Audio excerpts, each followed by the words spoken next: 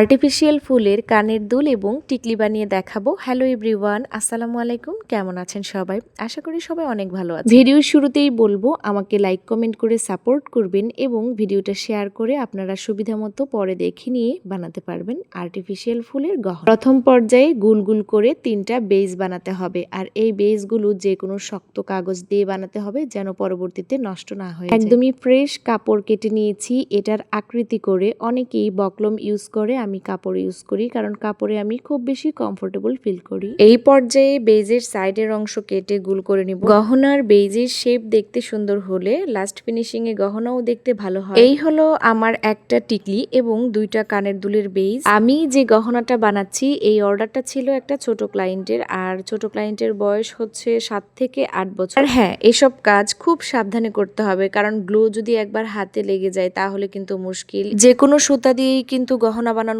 যায়, তবে প্রফেশনালি কাজ করতে গেলে মাথায় রাখতে হবে এটা কিন্তু সেলের জন্য বানানো হচ্ছে। আমি এখানে শক্ত দেখে সুতা নিয়ে নিয়েছি আর 3 ভাগে ভাগ করে এটাকে আমি আগে গ্লু দিয়ে লাগিয়ে নিয়েছি। এরপর আমি লেস ফিতা দিয়ে পেছন সাইড একদম ভালো করে ঢেকে নিয়েছি, আর লেস ফিতার উপরেই কিন্তু আমি ফুল বসিয়ে কাজটা কমপ্লিট করব। একটু আগে আমি যে সুতাগুলো বেজে আটকে নিয়েছিলাম সেই বেজের সুতাগুলোর মধ্যে পুঁথি দিয়ে নিচ্ছি, তারপর বেলি ফুল গেঁথে নিচ্ছি। আর বেলি ফুলগুলো দেখতে একদমই রিয়েলিস্টিক মনে হচ্ছে, খুব সুন্দর দেখতে, মনে হচ্ছে যেন এখনই গন্ধ বের। যদিও এই ফুলগুলো আর্টিফিশিয়াল, রিয়েলিস্টিক না, তারপরেও চোখ জুড়িয়ে যায়। এই ফুলগুলো দিয়ে যখন আমি বসে বসে কাজ করি তখন আমার মনে হয় যেন একদমই রিয়েল ফুল দিয়ে মনের মাধুরী মিশিয়ে আমার কাস্টমারদের জন্য আমি কাজ করছি। আমি একে একে কেটে রাখা ফুলের ডালগুলো এখানে দিয়ে দিব গ্লু লাগিয়ে লাগিয়ে। গ্লুটা কিন্তু অনেক বেশি হট হতে হবে, আর তা না হলে ফুল খুলে যাওয়ার সম্ভাবনা থাকবে। রেপুটেশন ভালো রাখার জন্য মনোযোগ সহকারে কাজগুলো করতে হবে, তা না হলে একটা গহনা আপনার থেকে টাকা দিয়ে কিনে নিয়ে মানুষ যদি ব্যবহার না করতে পারে তাহলে অবশ্যই মনটা খারাপ হয়ে যাবে। তো যাই হোক, দেখেন এই পর্যায়ে আবার আমি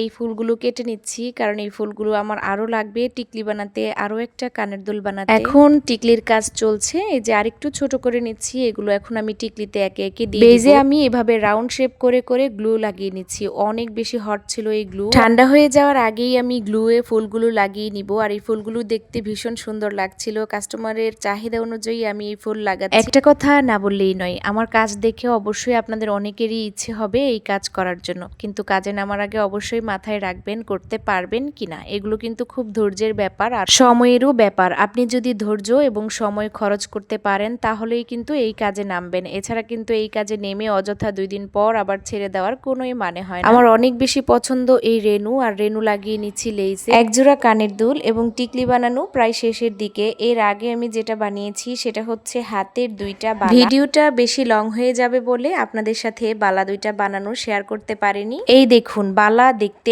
একদমই রিয়েলিস্টিক লাগছে। হলুদ এবং মেরুন কালারের গোলাপ দিয়ে আমি এই বালাটা তৈরি করেছি, আর দেখুন কত বেশি সুন্দর এবং গর্জিয়াস লাগছে। মাশাআল্লাহ, এত বেশি সুন্দর লাগছে মনে হচ্ছে যেন নিজেই পরে বসে থাকি। ফুলের কোয়ালিটি ভালো হলে গহনা বানানোর পর মনে হবে যেন তাজা ফুল গাছ থেকে ছিঁড়ে এনে এই গহনা বানানো হয়েছে। বসে বসে এখন পার্সেলগুলো রেডি করতে হবে। সবাই অনেক বেশি ভালো থাকবেন। ভিডিওটা ভালো লাগলে অবশ্যই লাইক করবেন, কমেন্ট করবেন এবং শেয়ার করে আমার পাশেই থাকবেন। এমন সুন্দর সুন্দর ভিডিও পেতে পেজটাকে এবং ইউটিউব চ্যানেলটাকে অবশ্যই ফলো দিয়ে রাখবেন। আল্লাহ হাফেজ।